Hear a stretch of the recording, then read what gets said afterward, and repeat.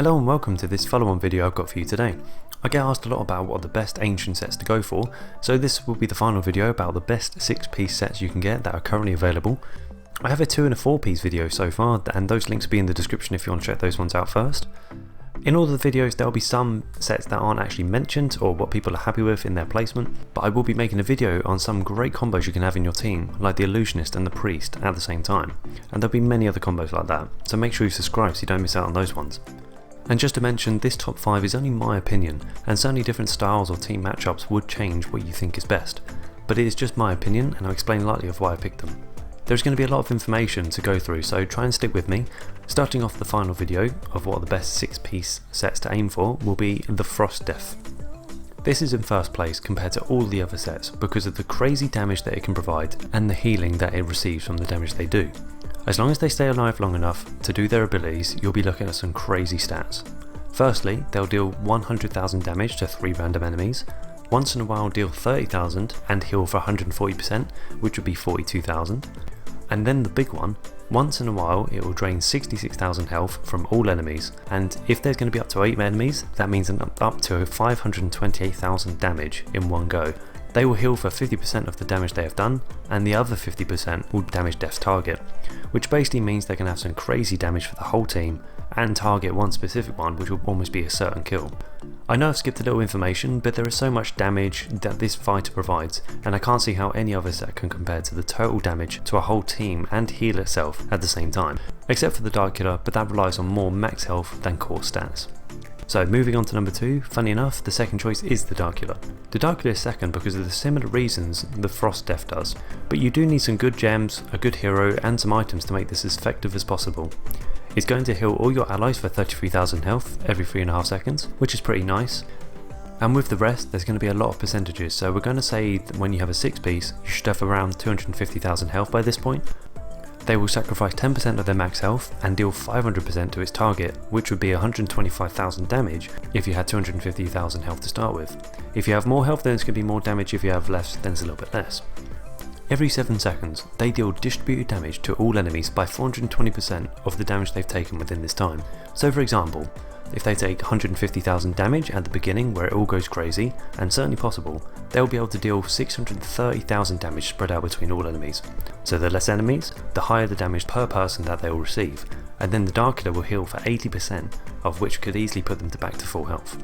In short, the Darkula needs a lot of health, not to just survive, but it can repel the damage to an even higher extent if it can survive the first 7 seconds, and really put the damage back onto the enemy.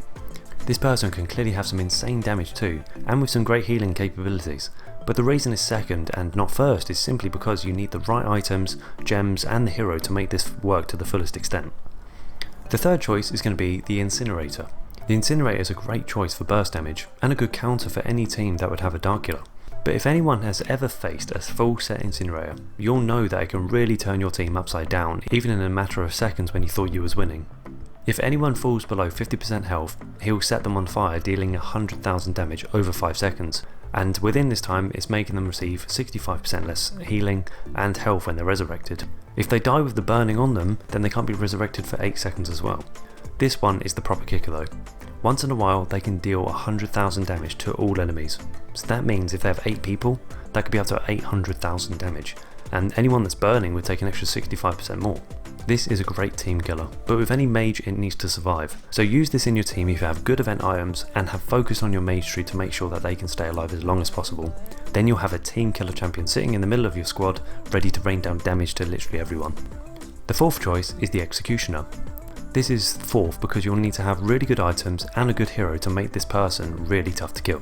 Either way his ability is going to happen, which is the main reason why he has a huge amount of damage at the end, but if you have the right items you'll be able to make him truly unkillable and make his ability come round again and again.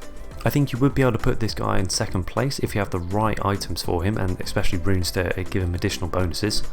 The Executioner will help the person with the least health, making them immune to magical damage for 2 seconds, and then that person will also be able to deal 45,000 damage to the enemy with the least health. Pretty much all allies will deal 25% more damage and take 25% less physical damage. A nice benefit to the Executioner is the enemy won't be able to resurrect anyone for 3 seconds, which will give you a nice opportunity to have that extra man advantage, but the best thing about the Executioner is when they would take lethal damage and are about to die. The Executioner would move towards the person that was meant to kill them and deal 300,000 damage and stuns them for 3 seconds. If this is an archer or a mage, then it's certainly going to kill them or at least put them out at this point. And if by chance they do die, the Executioner's previous abilities on helping the team do and take less damage are enhanced, but by how much I cannot say because it doesn't actually give you information on that. Upon dealing 300,000 damage, the Executioner will also heal for 50% of its max health and 35,000 per ally alive, making them the strongest tank you'll be able to get on this game to date.